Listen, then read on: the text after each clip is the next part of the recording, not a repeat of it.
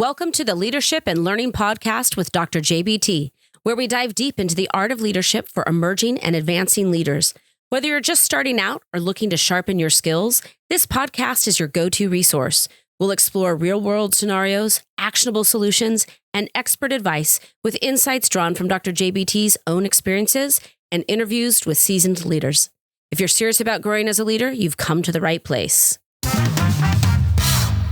Welcome back to Leadership and Learning with Dr. JBT.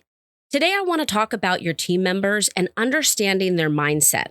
As a leader, you will have to make decisions that impact your team.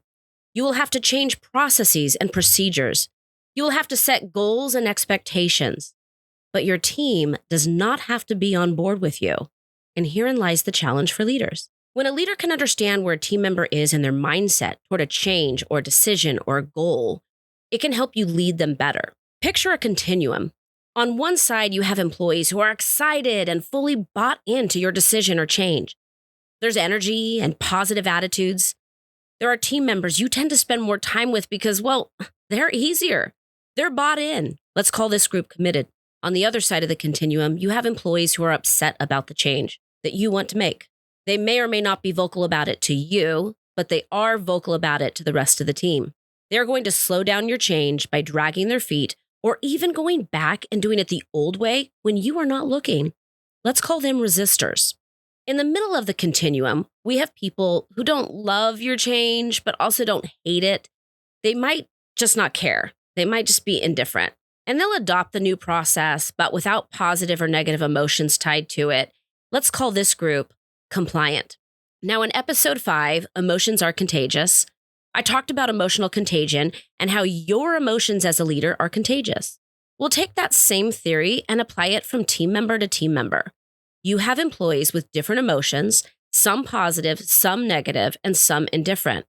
As a leader, you need to know who feels what and how to manage those emotions so that the negative emotions don't take over the rest of the team. You see, a resistor is going to share with others that it's a bad idea. If they convince the people in the middle, the compliant, to, quote, come to their side, end quote, then now you have more people resisting your change. You, as a leader, have a much bigger problem. So it's up to you as the leader to manage this well. How do we do this? Well, there are a few ways. First, this is the thing I always start with, is I write down in 3 columns, committed, compliant, and resistors. And I identify on my team who is in which bucket. Now, I may not be 100% right, but I need to have a starting point. And just by looking at nonverbal communication, word choice in meetings, you can start to tell who's in which of these columns.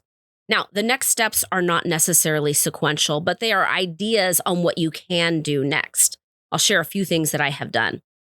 I have gone to the resistors and asked why they didn't like it. It gives them a chance to be heard. It is important to hear the resistors and why they don't like the change. Sometimes this act alone can shift them at least to the compliant in the middle of the continuum. Just listening to them out sometimes is enough to shift them one bucket over. That said, I've also found that their reasons help me refine the new process or change. One time I wanted to make a change and I learned that one person was going to be vocally against it if I made this change. I called that person immediately and said, "Please tell me what you do not like." It ended up that his reasons were legitimate. I realized there were a few things I needed to solve for when rolling out the change, or I was going to have serious adverse consequences. Talking to him made my change more successful and a smoother rollout. And when I told him how I could solve for his concerns, he shifted from being a resistor to being fully committed to the change. And because he was very influential, he helped me get buy-in from other resistors.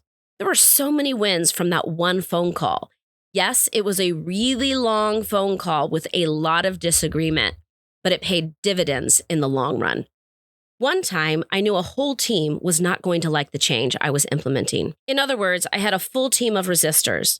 I scheduled a 2-hour meeting to start and told them I wanted to learn why they didn't like the change. I took notes and I mapped out visually their concerns.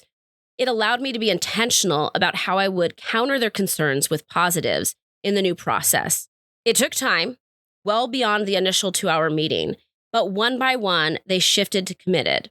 Though some I only got to compliant, that's okay. They still made the shift. I spent significant amount of time acknowledging their concerns, which really was focused mainly on grieving what they were giving up rather than resisting the new way. And it allowed me to walk through with them how the new way still met those needs that they had. Sometimes I might have an influential team member that is in the committed bucket. If I can get them to be vocally supportive of the change, then they might be able to convince some of the resistors or compliant to shift toward committed. Their voice might have more influence than mine as the leader, and that is fine. That has to be fine. In the past, I have asked them to help me present to the team so that the team can see their buy-in. I've asked them to follow up with certain people to see where they are at and help answer their questions.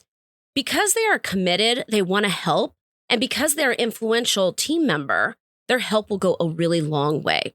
Sometimes I have to accept that some people are not going to shift on the continuum, and this is where it is crucial to celebrate small wins. They need to see success early on. In fact, if you can highlight a success story from one of your resistors, their mindset will start to be open to the new way. I would even highlight a success story that counters the concerns they had to begin with. Make it a point to share success stories early on and often. All this said, you have to know that not everyone will get on board. When it is a big change, resistors might end up leaving the organization, and that is fine too. Everyone gets a choice. And I'm not going to fault anyone for opting out. I just can't let it stop me from making positive changes. I say this because I want you to have a realistic expectation that you can't always get everyone on board, but you need to try anyway. Bottom line, you need to tip the scale toward committed. Once the scale is tipped, you will know it will be successful in leading the change. It takes time. It takes intentionality. It takes commitment from you to care to get your team involved. Feel free to email me at drjbt.leadership@gmail.com. This is Leadership and Learning with Dr. JBT, signing off.